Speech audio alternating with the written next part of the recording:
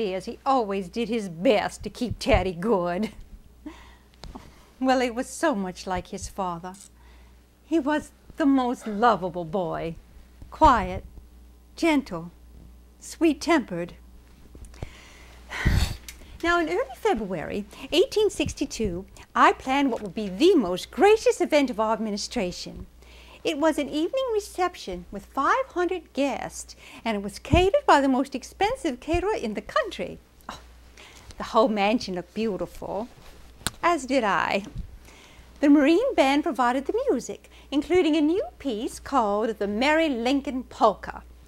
Dinner started about midnight and went until 3 a.m., and the Washington Star proclaimed it to be the most superb event of its kind ever seen in Washington.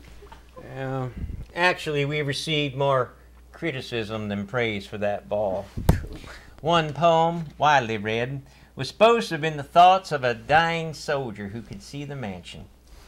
Hundreds of thousands in satins, jewels, and wine, French dishes for dainty stomachs, while black broth sickens mine, and jellies and fruits and cold ices, and fountains that flash as they fall. Oh God, for just a cup of water from the Lady President's ball.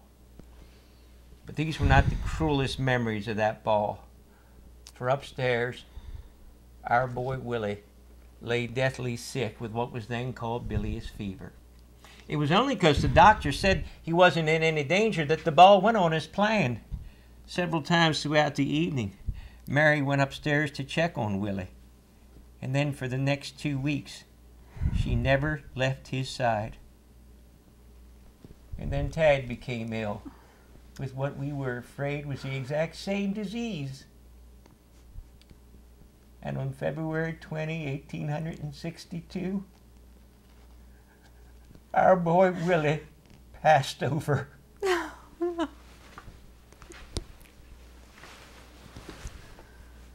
Although Tad desperately needed his mother, Mary just lay in bed for nearly 2 weeks.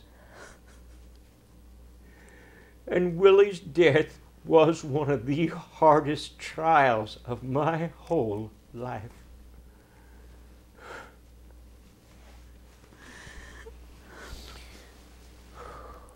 And while we were suffering this personal tragedy, there was a political problem involving my wife.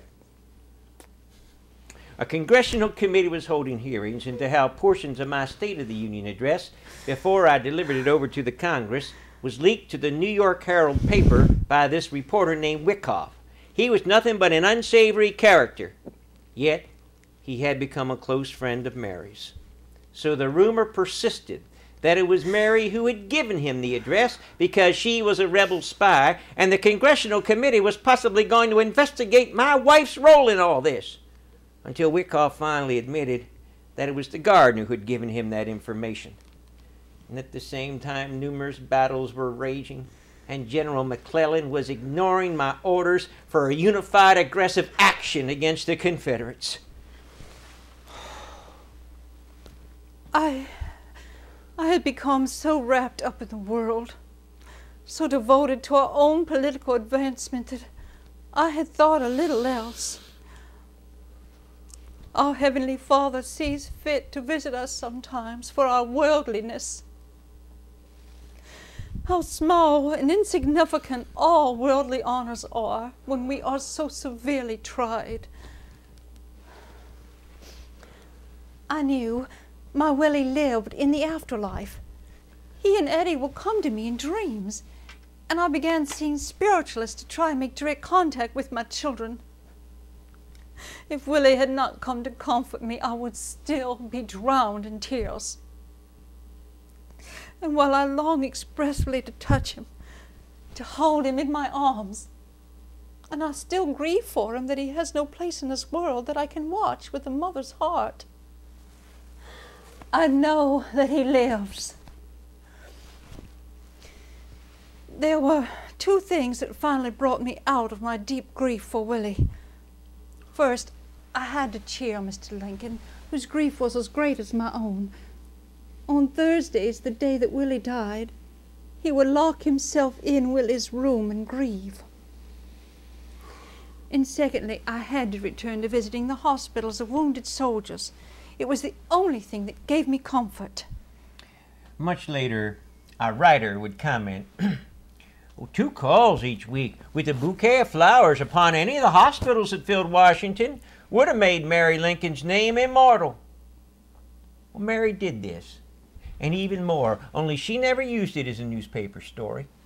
Her visits exposed her to possible infection, and yet she sat there and she talked to those boys in her own motherly way.